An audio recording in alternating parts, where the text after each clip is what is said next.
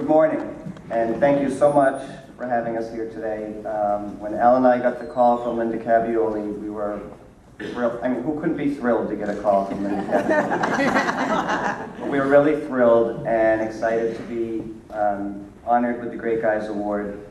I actually came to this breakfast years ago, and I was sitting in the audience and was listening to all the things being said about these great guys, and I can remember sitting there thinking, you know, I'd like to be a great guy someday. So here I am with my husband, who is also a great guy. It's nice to be up here with him. When I saw the topic of relationship violence, I said to Al, I'm going to need your minutes because this is a topic that's very personal to me. And I got a lot of things I want to say about it. Most of you don't know my history, why I became an activist or an advocate for others. Prior to meeting Al and becoming a Toney, my name was Keith Fitzpatrick. Keith Fitzpatrick had a tough time in life. He was a scared, lonely, closeted gay kid, living in fear that people were going to figure out who he was. As a teen, he struggled with suicidal thoughts, believing death would be better than being gay. He wished he could just magically go away and somehow vanish without making anybody sad in the process. Look at my mother. At 19, he met a man who was 12 years older than him. They very quickly started a relationship and moved in together. Some would say too quickly. And although it shaped who I am today, that's a relationship that I should have steered clear of. I survived 8 years of verbal and physical abuse.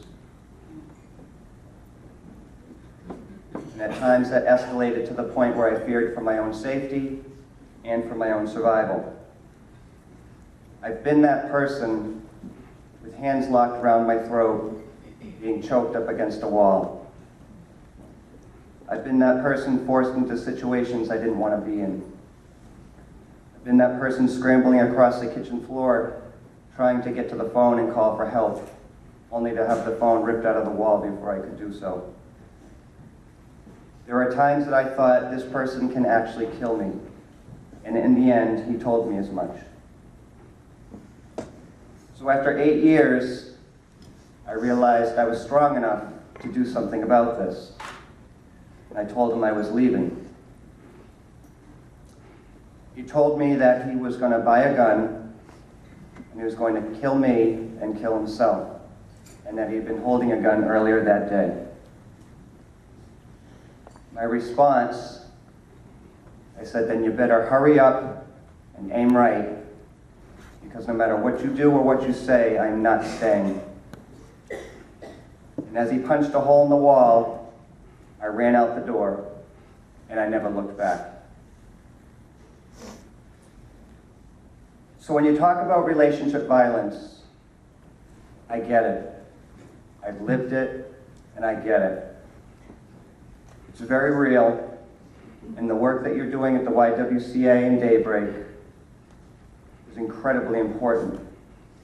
And I ask that you be sure to include same-sex couples in your efforts, because the incidence of relationship violence is probably higher than you would think.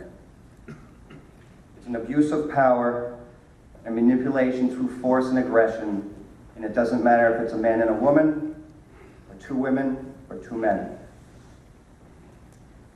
So what saved me?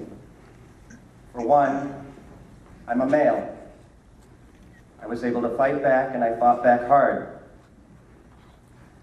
Another thing that saved me is I have a great older brother and a loving family. And my brother told me that he's got a den with a floor that had my name on it. And I lived on that floor for several months before I could figure out where I was going and how I was going to get back on my feet again. And at the risk of sounding crude, the best thing that could have happened to me was that he passed away unexpectedly a couple of years later. For me, this meant I no longer had to look over my shoulder. I no longer had to look out my apartment window or the window of my office and and see him parked outside waiting for me.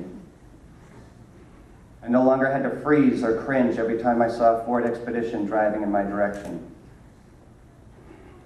The other thing that saved me, my husband, Toney. And I tell him all the time, he is a great guy. He helped me learn I was worthy of being treated with kindness and respect, and that I had a voice. I began to use my voice. And as I always told my mother I wanted to do, I began helping people so they didn't have to experience the things that I experienced.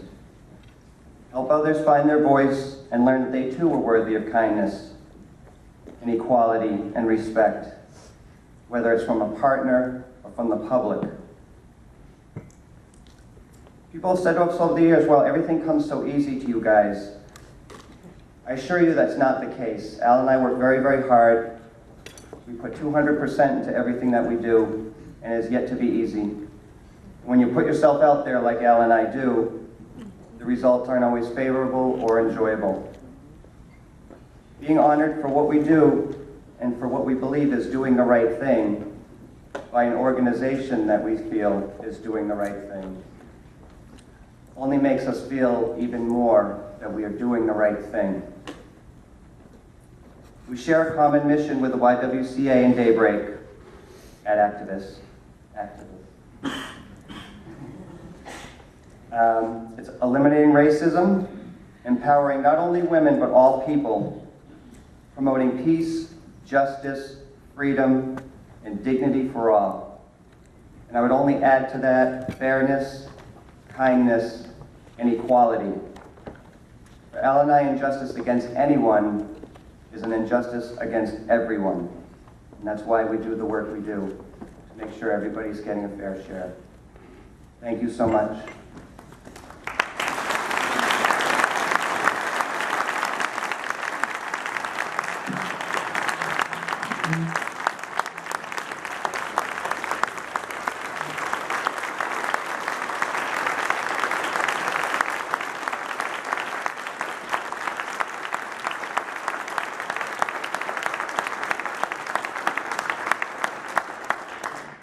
I just want to, since he took all of my time, but it was time well worth spent.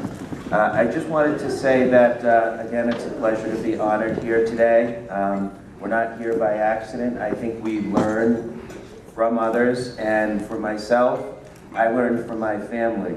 I learned from my father, and my mother, who was always giving back, part of Big Brothers. My mother, who teaches, was constantly bringing in clothes and food for her students. My father has mentored many, many young men and women of color to get them in law enforcement, to help them get on the right track. So I learned from him. His issue that he fought for was racial equality and social justice.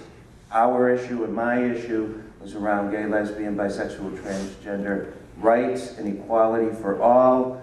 And through that process and over those years, we've dragged our daughter Kayla, who is here today, to many, many events. And her activism began by standing out with us for rights for her two dads. And the next generation, our daughter now is working at Boston Children's Hospital, saving lives, and at UMass. So she is continuing that journey, and any organization who she lines up with in the future or can get her to serve would be served very well with her presence. So to the past, I thank my father for all the work that he has done. To the future, Kayla, for all you're going to do in the future. And I thank you all for your time.